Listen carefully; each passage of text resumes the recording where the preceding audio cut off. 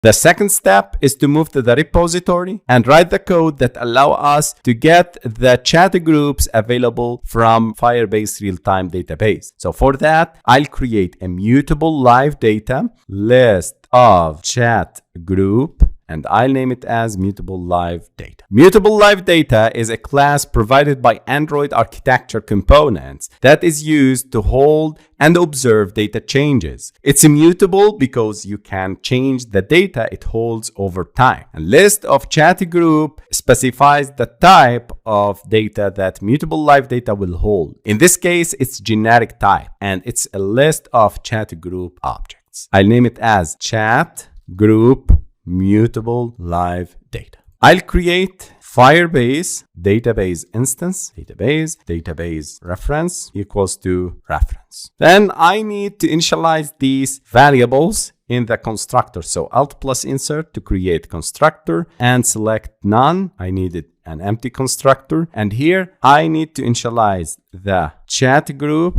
mutable live data equals to mutable live data. Firebase database equals to Firebase database dot get instance, and reference equals to database dot get reference.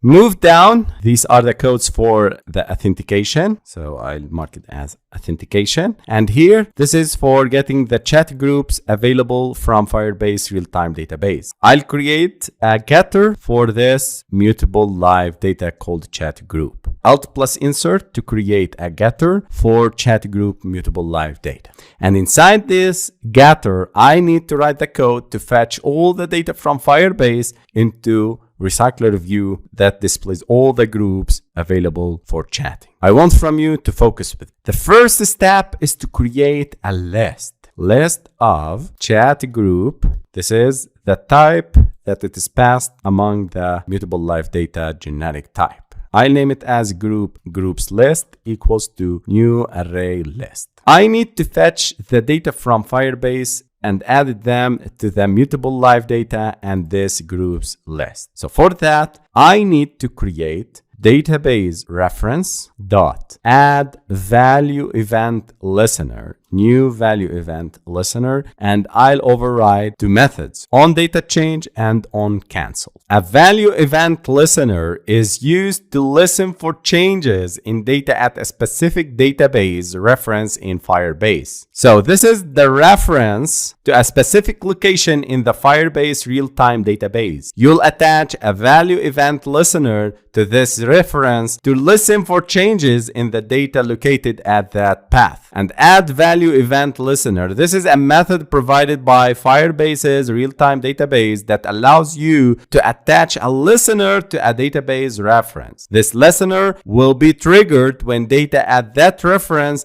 changes. The method takes an instance of value event listener as a parameter, and we have a new value event listener. This is an anonymous inner class or an anonymous class that implements the value event listener interface. Inside the curly braces, you should override two methods, the on data change and on canceled methods inside anonymous class to define the behavior when data changes or when an error occurs during the retrieval of data from Firebase Realtime Database. In onDataChange method, you can access and process the data received from the specified database reference, and in the onCancelled method, you can handle any errors that might occur during the data retrieval. Group list. This is mandatory to prevent any duplication of received data from Firebase. Then I need to start by using the for each loop data snapshot, and we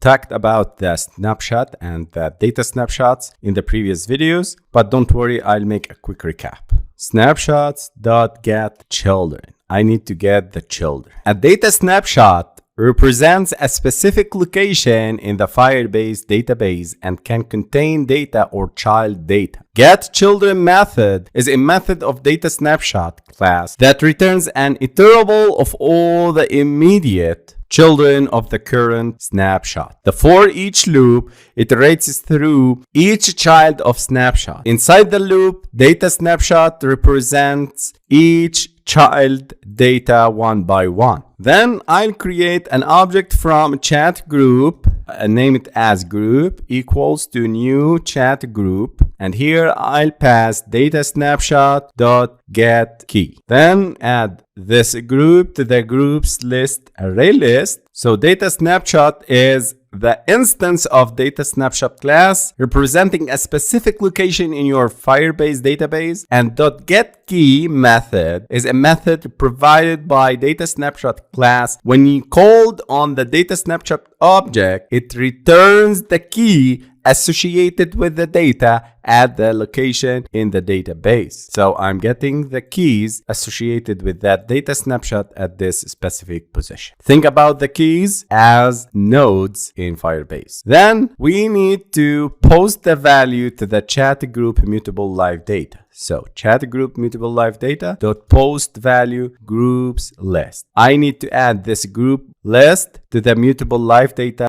I need to return the chat group mutable live data.